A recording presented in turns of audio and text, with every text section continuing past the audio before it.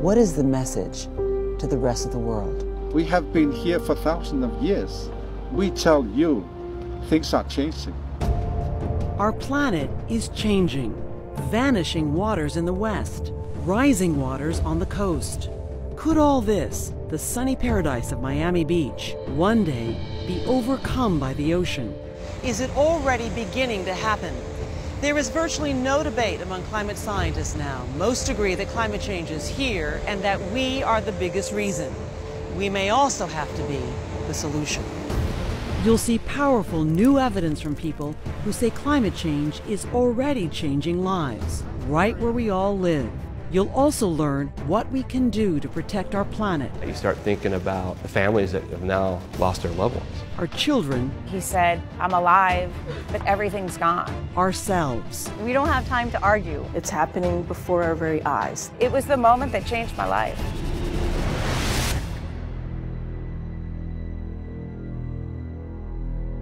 Our year of extremes. Did climate change just hit home? In the U.S., there's still more rough weather to report tonight. You know, this is the driest they have seen since 119 years. The state says at least 30 highway bridges are completely destroyed. From here down across the Cape, winds are gusting 35 to 40 miles an hour. It feels like an all-out assault. For the last year and a half, it seems Mother Nature has thrown everything at us. Look at the cold air that is surging into the upper Midwest. A bone-chilling deep freeze, searing heat, drought, and fire, floods gushing through the U.S., Europe, and Asia, and superstorms devastating entire regions. What on earth is going on? For more than a year, we traveled to far corners of our planet, searching for answers to what's causing these weather extremes. This is the storm of a century. We met ordinary people who've seen changes up close and asked some of the world's brightest scientists, is the weird weather a coincidence or a sign of fundamental change is here? The planet is not just changing, it's changed. Accompanying us some of the way was NASA climate scientist Tom Wagner, who's been studying polar regions, glaciers, and sea level rise for more than a decade. We first met him in 2007 in Antarctica, reporting on melting glaciers. He's one of the vast majority of climate scientists who agree that the Earth is warming and changing our climate in fundamental ways. The basic physics nobody disagrees with, which is that as the planet warms up, you have warmer ocean temperatures and you have warmer air. That's going to cause more extreme weather events by itself, and we're already seeing that. Just this past week, an influential group of the world's climate scientists named the Intergovernmental Panel on Climate Change issued a groundbreaking report saying climate change is already sweeping all the continents and oceans of our planet. Their position, there is no doubt the planet is getting warmer. Wait a minute. If climate scientists are so sure the Earth is warming, you may wonder, why was it so cold in parts of the U.S. this past winter? Here in Chatham, Massachusetts, on the 6th day of spring, blizzard conditions, wind gusts of 60 miles per hour. We're in a snowstorm, another one. Winter began typically enough, but soon gave way to a Siberian chill. On January 7th, some 50 cities, from the Rockies to the Atlantic Ocean, registered record lows. Power lines snapped, water pipes froze solid, and home heating bills soared by up to 50%. But what really stood out was how much snow there was, and how far south the cold crept, as far as central Florida. Cities that are normally balmy were put into a deep freeze. Atlanta was paralyzed by ice as a storm hit the city. Tens of thousands of people were stranded, like this mother of two. I've lived in Atlanta for the past 18 years. I don't think ever we've had anything like what happened this year. Jennifer Wilkins spent 24 hours caught in a nightmarish traffic jam, unable to reach her 10-year-old. For 5 hours, she didn't know her daughter was safe until she got a call. And when I got that call from the middle school, I just started crying. The severity of the storm caught her family and Atlanta unprepared. It just seems to be getting more extremes. Extreme hot, extreme cold, All this freezing cold might be enough to make you think that climate change, sometimes called global warming, can't be happening. But it might surprise you to hear about one theory scientists are still researching that actually suggests warming could be a cause of extreme cold. Why is it so cold if the Earth is warming? It's cold here right now. It's actually warm everywhere else. And if you look at the averages and you sum up the total Earth, it's still warmer. And you know what? It's warm in the Arctic, though, because that cold air is here. The cold air he's talking about is a freezing blast from the Arctic. Most years, that icy air, the purple area in this graphic, is locked near the North Pole, trapped by a boundary of swirling winds called the polar vortex. But this year, an unusually warm one in the Arctic, something happened. The polar vortex broke open and the cold air came south. So, what causes the polar vortex to break? Sometimes you get warm air high up in the atmosphere that causes this polar vortex to break down. Wagner says one theory is that when the Arctic warms, the icy boundary of the polar vortex weakens, allowing cold air to spill south. But that theory is still being researched and debated. Do you see a link between the amount of cold weather we've seen in the Northeast and climate change? I see it as an example of what we can expect more of. We're looking at extreme weather events and we're saying, is this a sign of climate change? What is the answer to that question? The answer is yes. Extreme weather is a sign of climate change, and it's the kind of thing that we expect more of as the Earth continues to warm. Here's where it gets confusing to people, though, right? You can't attribute any one single event to climate change. In other words, there isn't enough evidence to point to a specific weather event like Atlanta and say for sure that climate change was the cause. But it fits a pattern of extreme events that has scientists like Wagner concerned. And the important thing about this is, where are we going? What kind of changes do we have to plan for? So why is the planet getting warmer? Over the years, you've probably heard debate about whether man or nature is to blame. But now, for most climate scientists, that debate is over. 97% of them agree. As humans burn fossil fuels like coal, oil, and gas, pumping carbon dioxide, or CO2, into the atmosphere, the planet warms. You're saying it's impossible for it not to have something to do with the warming of the planet, just because of simple physics. Literally impossible. There is no argument that mankind's activities have caused the planet to warm. In fact, the past year was the 4th warmest on record, and the consequences of that warming can be deadly. We just lost a whole hotshot crew. You're looking at a place where parched earth, withered crops, and the sale of livestock tell a story of fading hope and fear. It might look like the surface of another planet, but this is California in its 3rd year of drought. This reservoir, 2 hours north of Los Angeles, supplies fresh water to some 200,000 people. But the area is in a drought emergency because the water level where I am down here is supposed to be more than 50 feet higher up there. That is supposed to be the boat dock. And it's only April. The hotter, drier months are still ahead. Parts of 23 states in the U.S. are already enduring drought. In the West, the number of areas with the most extreme drought has nearly doubled in the past year. This used to be a plush, nice town, and now it's starting to look like a ghost town. In Lake of the Woods, California, we found Tara Shirk trying to catch any passing drop of rain. So you collected this rainwater from yesterday? I collected this from yesterday. I'll use the water to flush my toilets, for watering my plants. You pray for rain? I pray for rain all the time. The town's creek has dried up. The wells are almost without water, too, and recent drilling hasn't produced a trickle. The low-tech water meter here signals what the residents are told. Their town has only a few weeks of water left. Tara uses any clean shower water to wash her dishes. I notice you have a dishwasher. And I do not use that at all. My dishwasher is used for storage. The drought here has proved too much for some of Tara's neighbors. This one's empty, and then I have 2 down on that end empty. All because of the drought? All because of people just fearful and leaving. Now Tara is looking for a miracle. I feel in my heart that it's just going to keep getting worse. I want something to happen. I mean, I don't know what. The drought that threatens her community also threatens the heart of one of California's biggest industries. California's farmers, who supply nearly half of the nation's fruits, nuts, and vegetables, have been forced to cut back production. Food prices are expected to rise. The drought we're seeing in the Southwest is probably one of the worst droughts in like the last 100 years. Why specifically the Southwest? Just the way that the air moves around the Earth, you're going to wind up with a drier Southwest.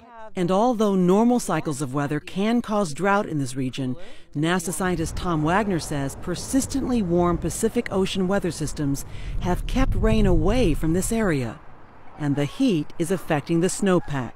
Snow falls in the winter and then it melts throughout the summer. But what's happening is that snow is going away earlier. Melting faster, he says, as temperatures rise. We have a shorter period over which there is snow on the ground.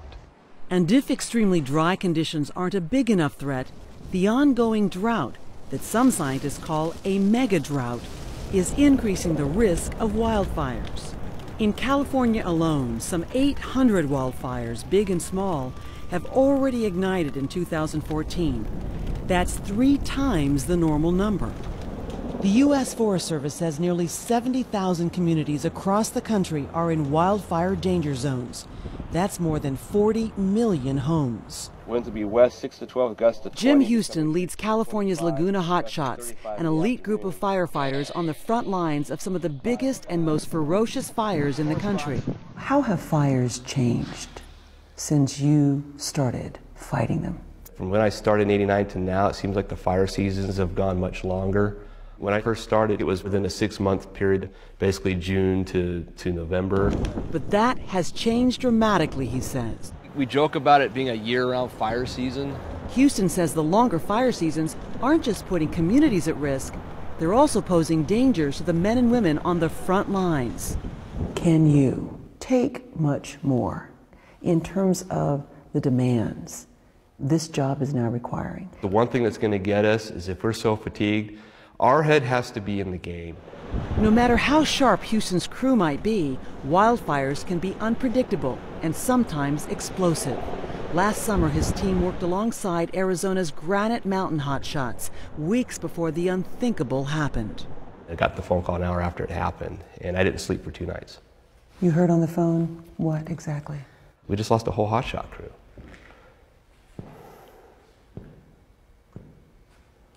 Still. And I said the Granite Mountain hotshots were burned over and killed. 19 hotshots from the same crew died. The deadliest day for wildfire fighters in 80 years. It was a tragedy that rippled through the nation. You start thinking about the families that have now lost their loved ones and what they're going to have to go through now. But Houston can't afford to dwell on the tragedy. Fire season is already here once again, and scientists say this drought is expected to persist. So you're saying that there is not a lot of debate among climate scientists about that? There's always a debate about specific events, right? And it's hard to attribute any one thing. But we can say some general things that we expect to happen as the planet warms. And one of those things is that the Southwest will get drier, and that places like the East will experience more intense rainfalls. We have what seems to be, at least for now, a very abnormal situation. Well, not abnormal, in that this is the new normal. And that new normal has sparked a new theory about wildfires, a theory that led us to the top of the world. And I've never seen something like that here. Life here has changed too. We have been here for thousands of years. Why should we pay that price for your way of life? Here we go. Crunch. 1, 2, 3, boom. Yeah. Our boat smacked up against drifting chunks of ice that could be thousands of years old. This dazzling icescape seems a world away from the parched farmland we've seen in California or the wildfires we've watched blazing in the Southwest. But it is here in the Arctic that climate scientists say we might find not only some of the most dramatic climate change going on right now on our planet, but also a source of the extreme weather we've been tracking elsewhere. The Arctic is a very useful bellwether of change, and it's ringing. American glaciologist Jason Box has been studying Arctic ice for 20 years, and he says the ice is melting on a scale and at a speed scientists have never imagined possible. Look at that! Greenland each year recently is losing about 300 billion tons. We caught up with Box in Greenland, home to the massive Jakobshavn Glacier. It's been discharging ice into the sea as icebergs for hundreds of thousands of years. But just in the last 6 years, as captured in this time-lapse video, it has doubled in speed. I've seen this world's fastest glacier lose an ice shelf the size of Manhattan Island while doubling in speed. This is a monumental change. And ice hasn't been melting at such a furious pace just in the Arctic. Scientists have observed record ice melt all over the globe, from Alaska to Peru, from the Himalayas to the Swiss Alps. It has changed the whole way of life. Aqualuk Linge is a leader of the Inuit, the indigenous people of the Arctic regions. He said for them, climate change is not a theory, but a fact of life. The only humans around the North Pole in the Arctic are us. We have been here for thousands of years, and we tell you things are changing. For thousands of years, a time even before memory, the Inuit have been able to read the sea ice. It's been the highway to their traditional hunting grounds. But just in the past 20 years, the ice has been melting earlier and earlier in the year. It has become unpredictable and unstable, even dangerous. 2 years ago here, a young couple died falling through the ice. We saw firsthand how the Inuit are trying to navigate this new world when we accompanied them on a hunt. They were looking for animals like walruses and seals, traditional food for their families. But within a few hours, they found this instead, thin ice. Mads Ole Christiansen told us he had to watch his step, saying, "The ice is melting so fast in the old days, it was this thick up to my stomach." Whips cracking, the hunters pushed the dogs on until they came to an expanse of open water.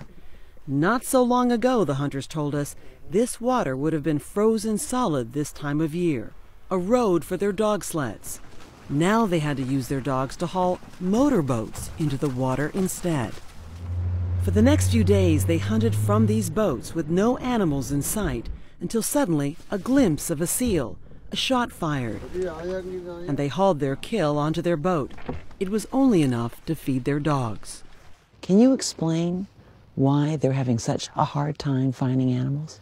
Yeah, we've seen in satellite measurements the sea ice edge has just been moving northward, and it's on that edge where the seal like to sit and just kind of rest. So that's where the hunters want to go. The problem is it's moving further north, out of reach. Got it. Okay. So why is the ice melting so fast? To get a look at the reason, we boarded a boat with Jason Box and headed out to Iceberg Alley, the channel where icebergs flow from Greenland's interior down to the sea. Ice is nature's thermometer, and when it melts away, you know that there's some extra heat that went into that ice. He said the ocean's temperature is increasing here as it absorbs heat from the atmosphere around it. And that warmer ocean water is what's driving the ice to melt. It's not that the air is warming, but the water is warming. Yeah, the big story is in the ocean, and it's way down deep, far from where we are, but it's heat exchange. That's the trigger mechanism for the acceleration of these glaciers. But if the increasing temperature of the ocean currents is speeding up the melting of the glaciers, Jason Box has a new, surprising theory about something else that may be actually speeding up the warming even more. Oh, here we go. Look at that. The usually pristine ice looked dirty gray in places. The ice is white, except for there's these huge swaths of darkness. What does that mean? Yeah, I mean, most likely it's dust, but also in that is some wildfire soot. It was hard to imagine, but Box was saying that soot from wildfires in North America had traveled all the way here, coating the ice with carbon particles, transforming it into what he calls dark snow. And what happens with dark ice, dark snow? Light-absorbing impurities trap more sunlight, and that can hasten the melting process. And if there are more forest fires, then there's going to be more soot. Yeah. And you're saying the soot on the ice causes faster melt. So what are we talking about here? It's a good example of human activity and climate change combining in complex ways that further promote melting. And that human activity, our use of fossil fuels, is for the most part taking place far from the Arctic. And that makes Inuit leader Aquiluk Linge angry. Why should we pay that price for your way of life? Why? And there is something more, he asks, that we think about. We are experiencing the climate change every day, and you are about to see it tomorrow.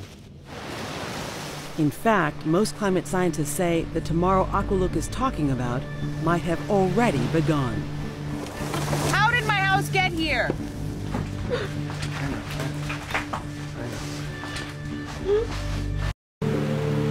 It came in a flash, and it was a catastrophe.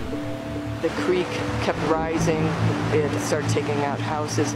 Colorado's September flooding was one of the most extreme weather events of the last year. More than a whole year of rain fell in less than a week. The flooding damaged or destroyed some 20,000 homes. Entire towns were inaccessible for days. In just the last month in Monrovia, California, sudden downpours again caused chaos. Wow, look at this. Yeah, this gives you a sense of the amount of mud and debris flow. It all comes from the canyon 24 acres beyond up there. In Washington state, it was so much worse. Flash flooding and mudslides brought tragedy. Some 30 people have died. And around the globe, it was a year of massive floods. It's really high right now. A state of emergency in Canada, huge swaths of Asia underwater, and in parts of Europe, the wettest winter in some 250 years. It all had us wondering if floods are connected to climate change. As the planet warms up, you have warmer ocean temperatures and you have warmer air. The warmer air can hold more water vapor. When you combine those things, you wind up with much stronger storms. In other words, says climate scientist Tom Wagner, when it rains, it really pours. That means even long periods of drought can be punctuated by intense and dangerous rainfall. We've seen increasing frequency of heavy downpours all across the country. Scientist Jennifer Francis, with the Institute of Marine and Coastal Sciences at Rutgers University in New Jersey, has been studying the planet's atmosphere for more than 25 years. What you can see is these big... She has a bold and controversial theory that directly links intense storms to what's happening in the Arctic. The key, she says, is what's known as the jet stream. Why California can't get any rain or snow? It's that Arctic jet stream. The jet stream is literally like a river of air, and it takes a wavy path as it travels around the northern hemisphere. Those waves in the jet stream are what create the weather that we feel down on the surface. Beyond basic meteorology, Francis is arguing that Arctic ice melt is changing the jet stream. What we found in our research was as the Arctic is warming faster, it's causing these waves in the jet stream to get larger. More like this, right, and less like this. Less like that, exactly. And when that happens, those waves tend to shift more slowly from west to east. The slower moving waves, she says, hold weather systems in place for longer periods. So a severe storm will take longer, nice weather will take longer. Right. In 2012, Francis published a paper about her new theory, warning that more extreme weather was on its way. Then, just a few weeks later, Hurricane Sandy began to form. Good evening. Tonight, much of the East Coast is on high alert. At their home in New York's Staten Island, Pedro and Jen Correa watched the news nervously as Sandy churned toward their home. I knew something was different about this storm. I could see it. Pedro evacuated Jen and their 2 children, but he stayed to try to protect their dream house. When Sandy hit, The storm surge combined with high tides, and the water quickly rose all around him. You were in the house? I was in the house. But I was starting to think I'm going to die. Pedro clung to life on a rooftop for hours before Jen got word that he had survived. He said, "I'm alive, but everything's gone." It was the moment that changed my life. We got to go through this, remember, Bobby? A few days later, reunited, they went looking for their home in a small boat. Where's my house? It was nowhere to be seen. That's my backyard. It had been carried a half a mile away into a marsh. How did my house get here? It was almost too much for Jen to comprehend. I know. They salvaged little bits of their family history, their daughter's baby book. It's ruined. A waterlogged wedding photo. I love you. I love you. You make it through this, okay? Even though Sandy wasn't the strongest hurricane to ever hit the East Coast, it was blocked in place by the jet stream, causing unprecedented damage. For Frances, it was sad evidence her theory might be right. You know, all that coming together was like watching a bad dream unfold in reality. A dream you saw coming. The possibility. We saw the possibility. That theory about a direct link between Arctic ice melt and more intense storms seemed to be bearing out. Sandy happened the same year as the greatest ever recorded Arctic ice melt. We still can't say for sure whether these two things are directly tied to each other, but it just seems an amazing coincidence if they're not. Do you believe they are? I do believe they are. Her theory is on the cutting edge of climate research. Some scientists say it has merit but needs more study. Roger Pilkey Jr., a climate change public policy expert who has testified before Congress, is among those who say human activity has led to climate change, but that Frances goes too far. There are some who have linked catastrophic events that we're living through today to climate change. What is your problem with this? Well, the fundamental problem is that the science just isn't there to support those linkages at this time. It is unfortunate some advocates for action are willing to jump on the latest extreme event and use it to say, this is an example of climate change. Pilkey, whose views are a lightning rod to many climate scientists, says at least 50 years of data are needed to show change. And those who make a direct link between recent extreme weather and climate change are risking their credibility. I'm all for recognizing outlier perspectives and interesting hypotheses that are out there, but they do have to cross the bar of convincing their scientific peers, which in that particular area has yet to be done. You are stepping out and saying, I believe that these are related to climate change. Mm-hmm. I think the risk for myself is worth it. People are starting to realize that climate change is not a gradual warming that is going to be a concern for their grandchildren, but not today. This is happening now. It's happening before our very eyes. That was my front porch. Whatever was causing the extreme weather, back on Staten Island, Pedro and Jen were still picking up the pieces, trying to rebuild their lives. After the devastation of Sandy, they, like millions of others living on the coastline, were asking themselves, is it safe to live near the water? All of these condos, high-rises, hotels, and they're right on the water. They're very vulnerable. It was a beautiful house. 11 months after Superstorm Sandy sent waves rushing through their Staten Island neighborhood, knocking their house into marshland, leaving ruin behind, Pedro and Jen Correa had a decision to make. It's my whole life right here. Rebuild or move to higher ground. There's nothing here. This is the end of a neighborhood. We walked with them through their old neighborhood to see what was left. These people that lived here, these were like family to us, you know? Pedro showed us how high his new house would have to be to withstand a storm surge the size of Sandy. You're saying the house would have to be 16 feet off the ground? Yeah, that would be as high as the light post. Just the thought of living next to the ocean he had loved so much scared him now. That ocean was going to become the boogeyman to my children, to my wife. They went to sleep. They would go to sleep every night wondering if the ocean would come in and take our family away. They had never given much thought to climate change before, never really believed in it, but now Pedro and Jen blamed it for uprooting their lives. I'm not a climate expert. I live next to the water. I've seen the changes, and I'm not trying to convince anyone. You know, that's not my job. It's not what I want to do, but it's changed my mind. Climate scientist Tom Wagner says one reason for Sandy's devastating storm surge, the ocean around New York City has risen about a foot in the last 100 years. And he says rising seas are going to impact many millions of people living in coastal areas in years to come.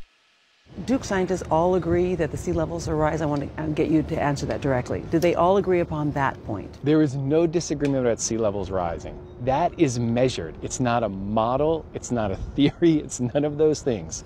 And what those measurements show us, Wagner says, is that sea level is expected to rise at least a foot more in the next 100 years, and possibly 3 or 4 feet, maybe even more.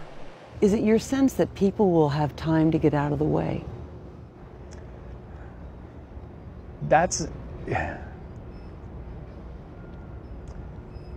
It depends on who you are, where you are, and what your resources are. If you're in an extremely low-lying area like Bangladesh, people talk about 1.5 feet of sea level rise displacing 10 million people. If you're in the United States and you have resources, it could be that what will happen is areas right on the coast could get damaged, but that they will be able to move to interior areas. A recent study by the World Bank lists cities around the world with the most to lose economically from rising sea levels. 5 American cities make the top 10: Miami, New York, New Orleans, Tampa, and Boston.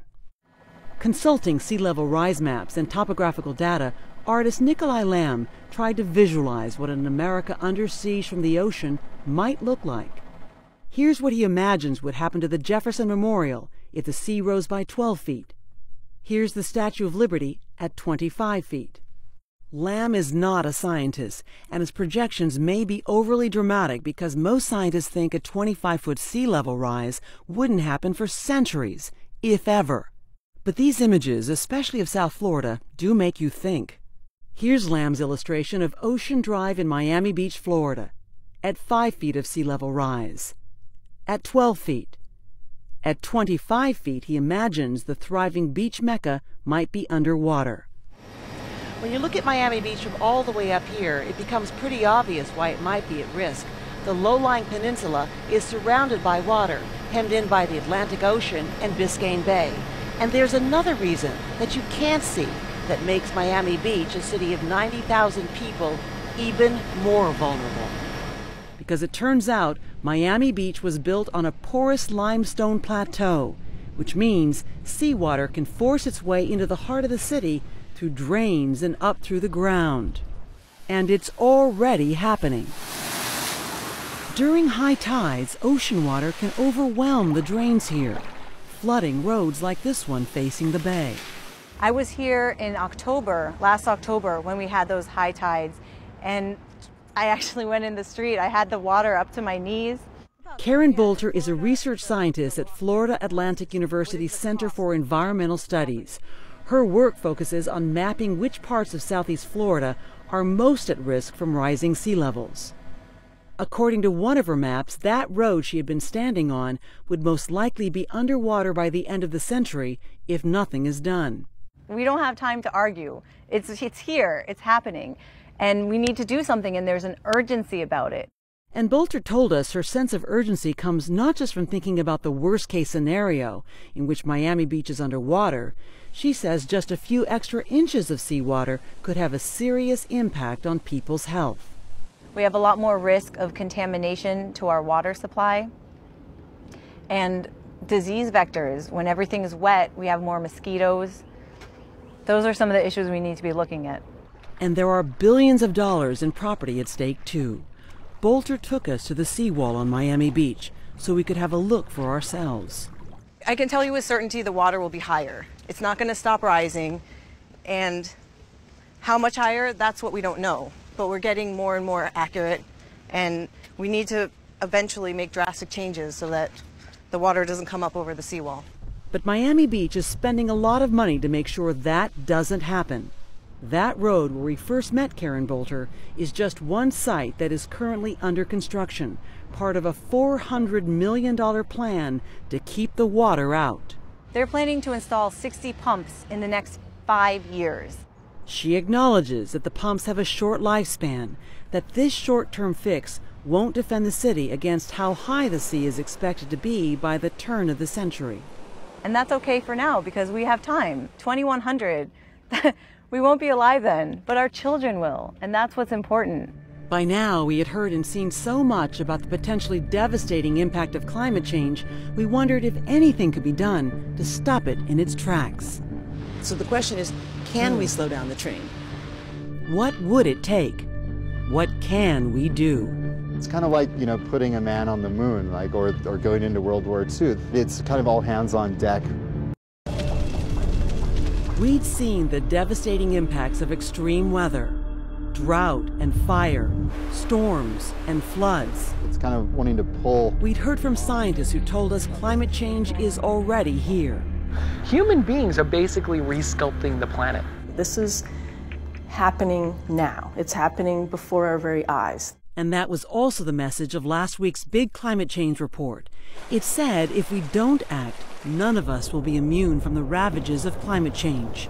That hundreds of millions of people could be displaced by rising seas, and that competition over food, water, and places to live could lead to conflict. The report also gave examples of how we might cope with climate change, like building new seawalls or growing crops that can survive warmer climates, and addressing the threat to our ocean food supply. Even so, we wondered, is there anything we can do to stop climate change altogether? Can we slow down the train? It's tough. In the next 100 years, it's really tough to deal with the changes that are coming. We probably can't affect a lot of those. On the longer time scales, though, we can have dramatic effects. According to scientist Tom Wagner and most climate scientists, the way to most dramatically slow down the impact of climate change is to find a way to reduce our carbon dioxide emissions, one way or another. We can have a tremendous impact, and that's something that we need to work on. And that work has already begun. While still high, U.S. carbon dioxide emissions are lower now than they were in 2005. And power companies are beginning to experiment with cleaner energy sources. Like this hybrid solar natural gas power plant in Florida, one of the first of its kind. The Florida Power and Light Company estimates the plant could reduce its carbon dioxide emissions by millions of tons in the next 30 years. The earlier and the more significantly we take action, the less the possible. So changing my light bulb is not going to make that big a difference? Changing your light bulb is not going to make a big difference. The key is the big sources of energy. The man who told us it was premature to link climate change to extreme weather events says it's not premature for a government-led initiative. We need things that Americans rallied around and felt good about, felt patriotic about. Are you equating what the world is facing with climate change to World War II, putting a man on the moon? Absolutely. That kind of drama? Yeah, it's kind of all hands on deck, really. We do need everyone. In the meantime, he has moved his young family from North America to Denmark. I thought for my daughter going forward that climate change would be less of a problem. The heat waves don't really affect northwestern Europe so much. The other people we'd met on our journey are also adapting to the changes they've seen. Our house was over here in the grass. Pedro and Jen ultimately decided to take a government buyout and move away from their one-time dream home in Staten Island. Life is not going to stop for you. You stop and you mourn, and you don't forget, but you have to keep going. Tara Shirk is rationing every drop of water and lives in dread of the coming wildfire season. She is wondering just how long she can hold out. It's sad. I mean, it's just, I want to see my grandkids and everything grow up here, and we don't know if we have that future. Scientist Tom Wagner also thinks about his children and what climate change will mean for them. It's hard, because I worried a lot about, the decision to have kids and the world and where it's going. At the end of the day, though, I am hopeful. I think some of these things that we're talking about are things we can deal with. And one of the things that makes Wagner so hopeful is his faith in the next generation. You know, and I think if you're a young person today, one of the things to think about is, hey, what kind of career are you going to go into where you could potentially make a great contribution to this? Be it working on alternative forms of energy, you know, as an engineer or a physicist, be it being a climate scientist, you know, or even being kind of a policy person and trying to work out better ways society can use its resources and proactively deal with these changes. Up in the Arctic, there are ghost settlements now, relics from a fading way of life, as Inuit families abandon the ice that is melting all around them. It's a fate Inuit leader Aquilaklinge hopes we can avoid. Look out of the window and see how beautiful the nature is. Look at it and hear it. And protect it. Protect it. Take good care of it. It may seem like a distant concern when we're caught up in the business of our everyday lives, but many of the world's best scientific minds say climate change is real, it's here, and they put us on notice. They're asking, how will we respond?